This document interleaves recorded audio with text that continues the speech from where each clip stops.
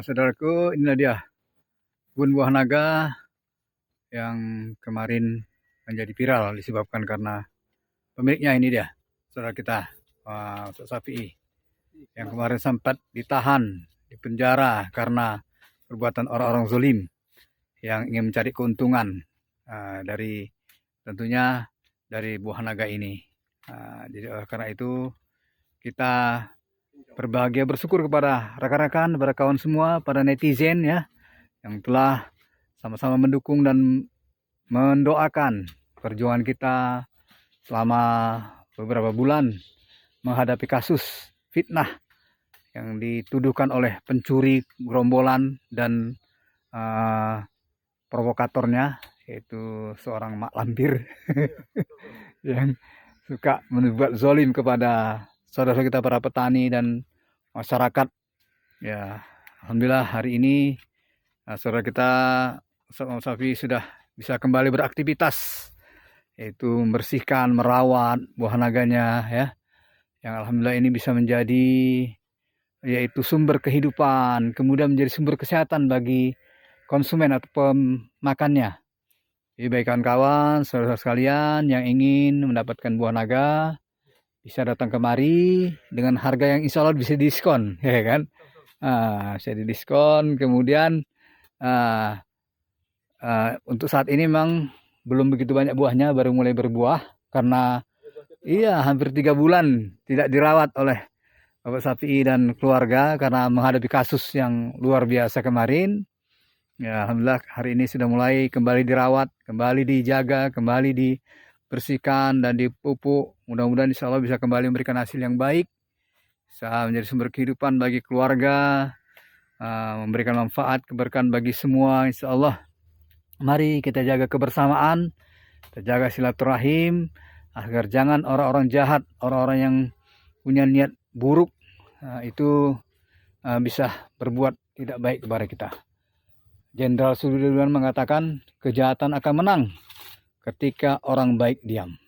Oleh karena itu kita tidak boleh diam dengan kezaliman yang ada, karena jika kita diam besok lusa kita akan menjadi korbannya.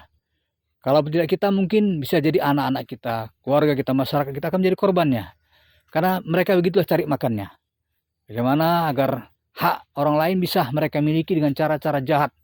Mereka berkomplotan dengan oknum-oknum yang jahat, bahkan oknum aparat yang jahat juga. Mereka bekerja sama, mereka kong kali kong untuk mendapatkan keuntungan-keuntungan pribadi. Oleh karena itu, sebagai warga, sebagai masyarakat, kita tidak boleh diam. Kita harus bersuara dan menjaga ya keluarga kita, menjaga usaha-usaha kita, menjaga kebun-kebun kita, menjaga masyarakat dan bangsa kita dari kezaliman, dari kejahatan dan kemaksiatan. Dan perlu diketahui, terjadinya hari ini bencana, musibah itu disebabkan diamnya orang-orang baik. Di sana ada orang baik, ada pesantren, ada masjid, tapi mereka diam dengan pencurian, illegal logging, dengan pemalakan hutan dan sebagainya. Mereka diamkan karena mereka mungkin dapat pucuk, dapat bantuan. Kita bukan menuduh mereka kong kali kong, tapi itu otomatis mendiamkan kezaliman, mendiamkan kemungkaran. Akhirnya ketika azab, ketika musibah datang, mereka semua terkena dampaknya. Jadi benar kata Rasulullah SAW, kalian ini ibarat menaiki sebuah perahu. Ada yang bagian di bawah, ada orang yang bagian di atas. Jika orang bagian di bawah ingin mengambil air asin melubangi perahu tersebut, dan orang-orang di atas mendiamkannya, maka perahu itu akan oleng, akan tenggelam. Semua orang akan menjadi korbannya. Maka oleh karena itu orang yang mengetahui nggak boleh membiarkan. Itu kesalahan, itu kezoliman. Walaupun jalan pintas untuk mendapatkan kehidupan, tapi membahayakan bagi kehidupan yang lain yang lebih besar. Begitulah orang-orang yang melakukan kezoliman, kejahatan itu. Sepertinya mereka baik. Merambah hutan, illegal logging, memberi bantuan ke sana kemari, orang mendapat pekerjaan, membuka lapangan kerja, banyak orang diuntungkan, diperbaiki jalan, tapi hutan rusak. Pohon-pohon yang seharusnya menjadi penyangga kehidupan, habis mereka juali untuk kepentingan pribadi. Akhirnya bencana pun datang disebabkan banjir yang tak tertahan oleh pohon-pohon, oleh hutan yang dulunya seharusnya dijaga, dirawat.